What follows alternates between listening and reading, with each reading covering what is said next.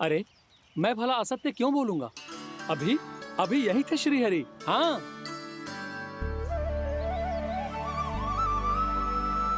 हाँ, जैसे श्री हरि को तो कोई कार्य है ही ना। वो तो आतुर होके बैठे रहते हैं कब तुम हरि हरि बुलाओ और वो दौड़े चले आए। भगवान तो भक्तों के पास आने के लिए सदैव आतुर रहते हैं। बल्कि सत्य तो यह है कि भक्तों के मन में ही निवास करते हैं भगवान। भगवान तो भक्त के पास आने के लिए सदैव ही आतुर रहते हैं शंकरी मौसी। बल्कि सच्ची बात तो ये है कि भगवान हमारे मन में ही निवास करते हैं। कम से कम तू तो इसे बढ़ावा मत दे जशोदा। जब देखो जब हरि नाम की रट लगाए रहते है। हरि बोलते बोलते ऐसो बावलो होता है कि सारा कार्य भूल जाता है। 2 दिन से अपनी मटकी के लिए चक्कर काट रही हूँ। अभी तो एक चक्कर और लगाना होगा आपको। आपकी मटकी तैयार हो गई है, अभी लाता हूँ।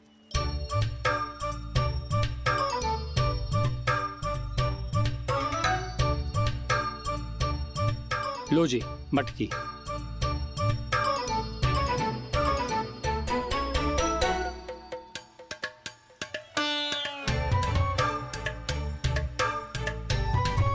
इस कच्चे मटके का क्या करूं मैं?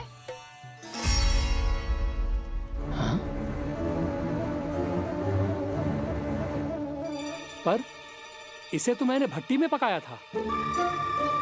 अब तू ही देख ले कितना ध्यान रहता है इस कार्य पे। और कह तो है कि श्री हरि आते हैं इससे मिलने। हाँ आते हैं और आगे भी आएंगे हमारे श्रीहरि हमसे मिलने। और आके मोक्ष देंगे, है ना? मांगूंगा तो मोक्ष भी दे देंगे। मांगूंगा तो मोक्ष भी दे देंगे। मांगूंगा तो मोक्ष भी दे देंगे। अभी तो ये बता कि तू मुझे मेरी मटकी कब देगो? और मेरी मांग कब पूरी करोगे भोला राम जी? मेरो घड़ा मेरे दिए तो तैयार है ना कल एकादशी की पूजा और व्रत के लिए। एकादशी का व्रत? हाँ, एकादशी का व्रत। इसे करने से श्री हरि बहुत प्रसन्न होते हैं। अच्छा, फिर तो अभी लाया।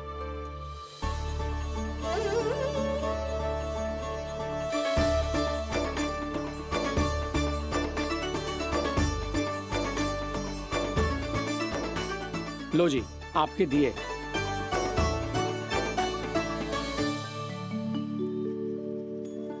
और जो हमने मांगा है वो? बाकी सब शेष द्वादशी के दिन मिलेगा, क्योंकि कल मैं भी एकादशी का व्रत रखूंगा। क्योंकि कल मैं भी एकादशी का व्रत रखूंगा। क्योंकि कल मैं भी एकादशी का व्रत रखूंगा।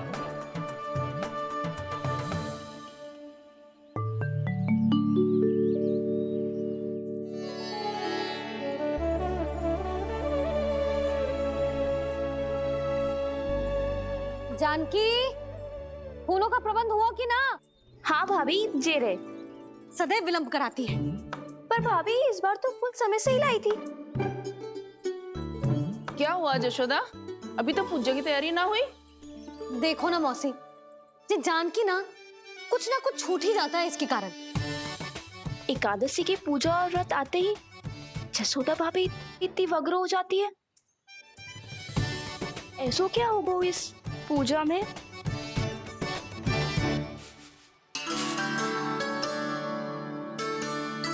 ये थाली में रोली चंदन रखने से, दिया जलाने से के होगो? आपको पता भी है एकादशी का व्रत क्यों रखते हैं? क्या महत्व है इसका? लो, जे तो मैं जसोमती रानी से पूछना भूल ही गया। पर हाँ भगवान, मेरे लिए इतना ही पर्याप्त है कि इस व्रत को रखने से मेरे श्रीहरि हमसे प्रसन्न हो जाएंगे।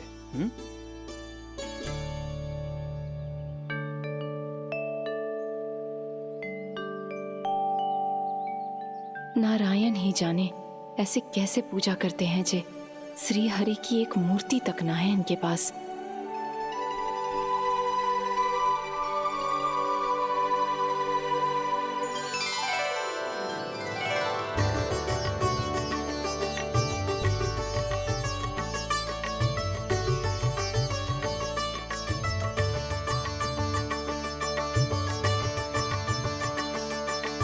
प्रभु, न तो मेरे पास मूर्ति है और ना तो इस व्रत के विधि विधान के बारे में मुझे जानकारी है और ना ही मुझे इसके महत्व के बारे में जानकारी है, पर फिर भी मैं करना चाहता हूं।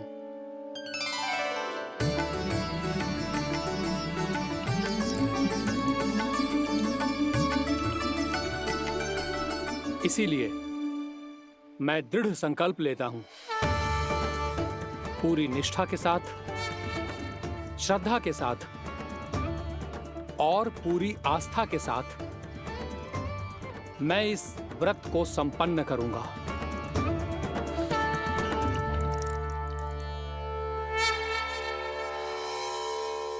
हम संकल्प लेते हैं कि एकादशी के व्रत को पूरी निष्ठा के साथ संपन्न करेंगे।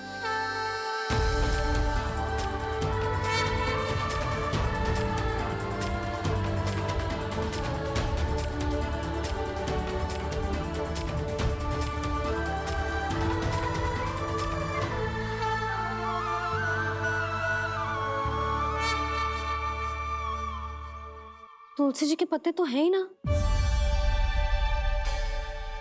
श्री नारायण को तुलसी जी के पत्ते के बिना भोग ना चढ़तो है। जानकी, तुलसी के पत्ते कहाँ हैं?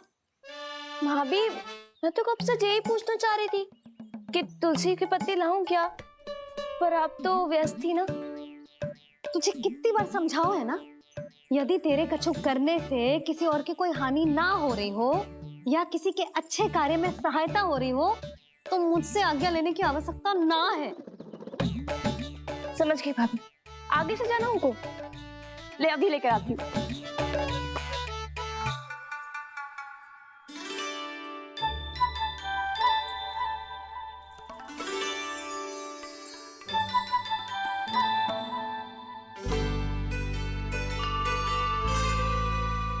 ताऊ, आपने पहले ये व्रत करो है?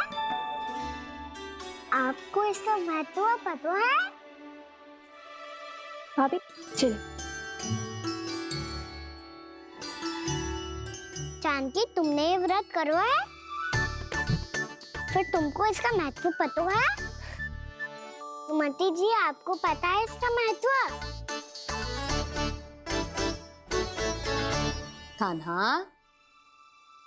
क्यों तंग कर रहा है सबको? मैया, सबने करो ये व्रत, मुझे भी करना है।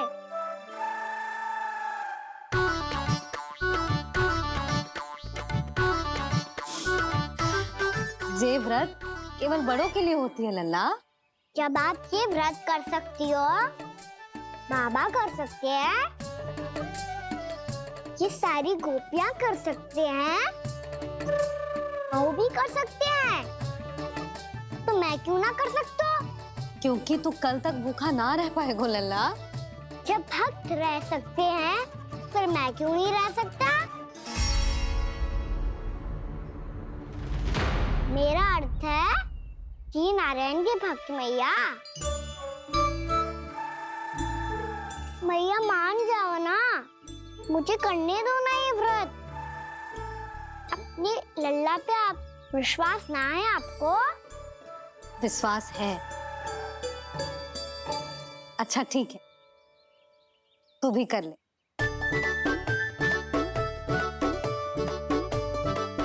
पर मैया, व्रत की कथा तो सुनाओ, मैं तो अबध हूँ।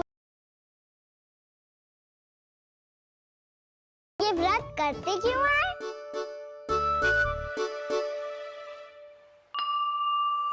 प्रभु, मुझ अबोध को कैसे पता चलेगा कि इस व्रत का क्या विधि विधान होता है और क्यों रखा जाता है और इसका महत्व क्या होता है? मुझे तो आप ही बता सकते हैं प्रभु। जब व्रत कर रहे हैं तब उसका महत्व भी पता होना चाहिए ना। बताओ ना मैया, क्यों रखते एकादशी का व्रत?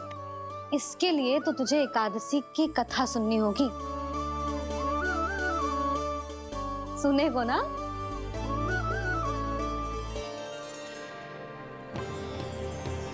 वसुदेव सुतं देवं कंसचाणूरमर्दनम् श्रीहरि, यशोदा परमानंदम्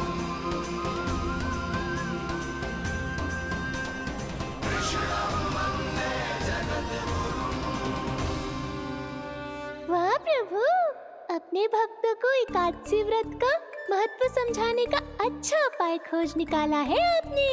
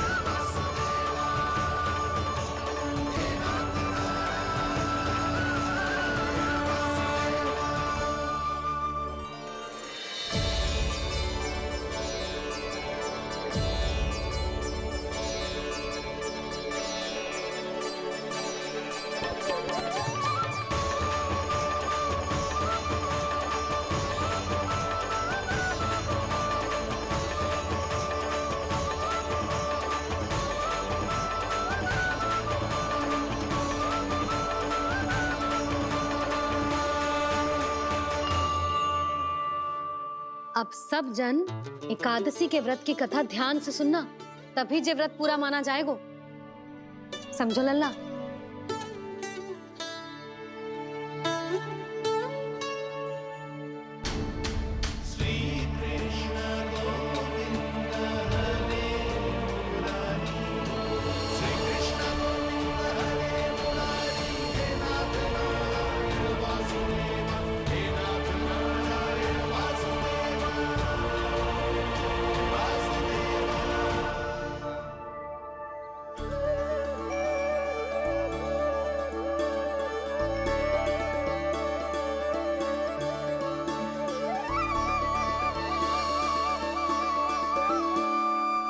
सतयुग में चंद्रावती नाम के नगर में मूरा नाम का एक असुर राज्य करता था। ओम ब्रह्मदेवाय नमः। ओम ब्रह्मदेवाय नमः। ओम ब्रह्मदेवाय नमः। ओम ब्रह्मदेवाय नमः।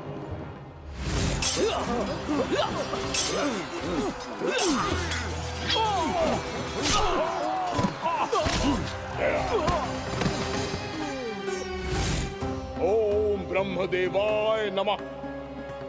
ओम ब्रह्मदेवाय नमः। जब उसने देवताओं के हाथों असुरों की पराजय देखी, तब वो वरदान पाने के उद्देश्य से ब्रह्मा जी की तपस्या करने चला गया।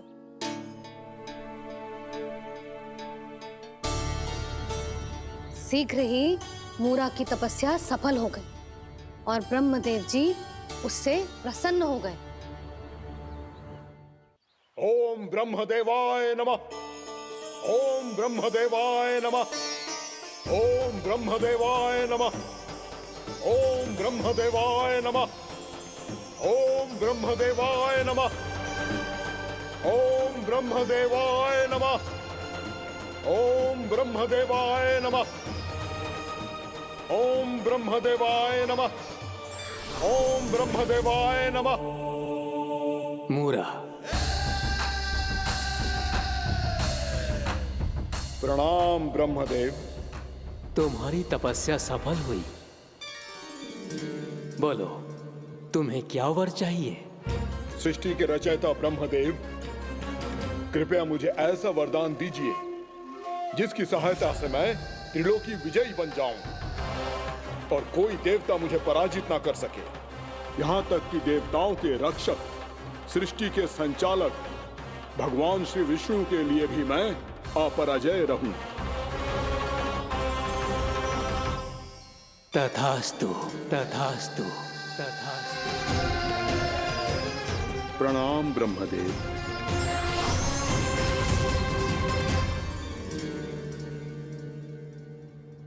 ऐसा वरदान पाकर मूरा बहुत अभिमानी होगा। यक्षों, किन्नरों, यहाँ तक कि देवताओं को भी युद्ध के लिए ललकारने लगा, पर किसी ने भी उसकी ललकार को स्वीकार ना करो, क्योंकि सभी उसकी शक्ति से बहुत भयभीत थे और उसके सामने युद्ध किए बिना ही अपनी पराजय स्वीकार करने लगे और फिर दंभ में आके उसने स्वर्ग लोक पर भी आक्रमण कर दिया और देवराज इंद्र तक को चुनौती दे डाली।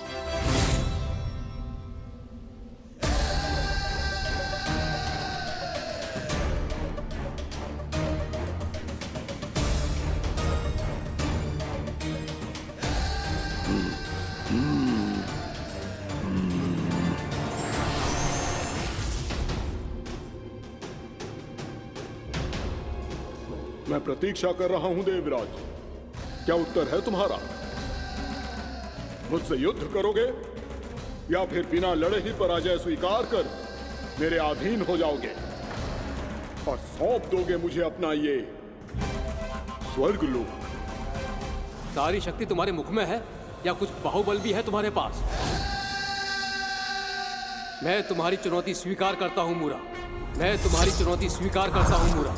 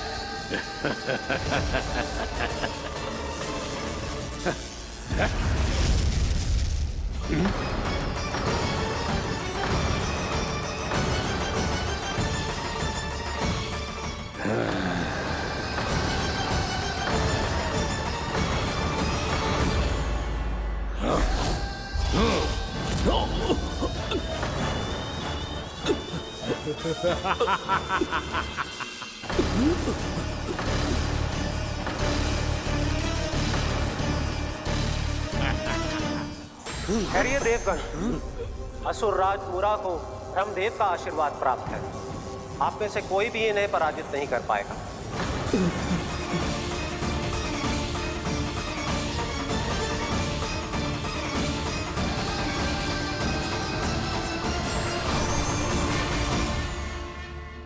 एक अवसर और देता हूं देवराज, युद्ध या अधीनता, क्या उत्तर है तुम्हारा देवराज?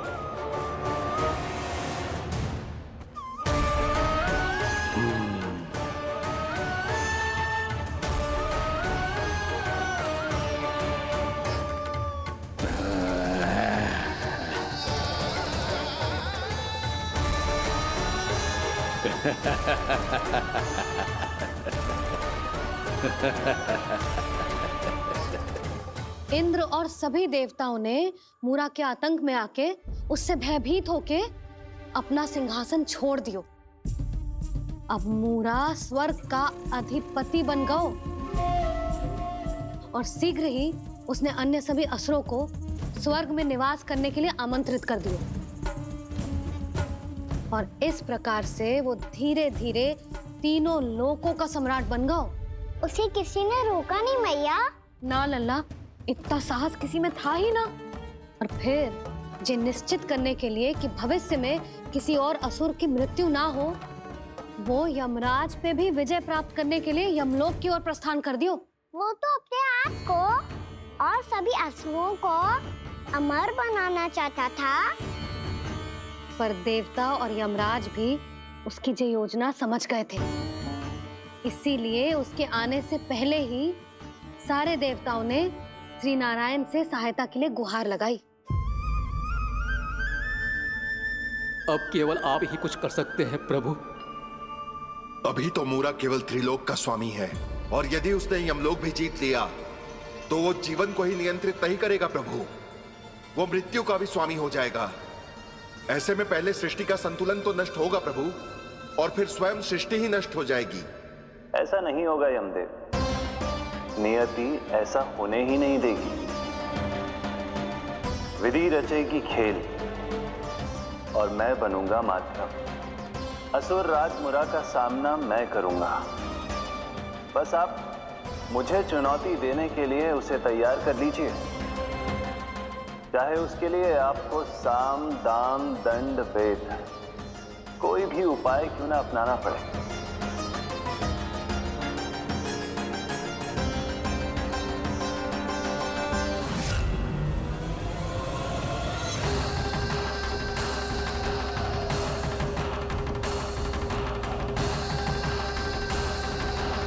आप तो मेरी प्रतीक्षा में पहले से ही खड़े हैं यमदेव। तब तो आपने मेरी चुनौती के बारे में भी सुना ही होगा। कहिए, क्या उत्तर है आपका? मेरा स्वागत करके अपना राज्य त्यागेंगे या मेरा सामना करके अपने प्राण? असुर राज मुरा का सामना मैं करूंगा। बस आप मुझे चुनौती देने के लिए उसे तैयार कर लीजिए, चाहे उसके लिए आपको साम दाम दंड भेद कोई भी उपाय क्यों ना अपनाना पड़े।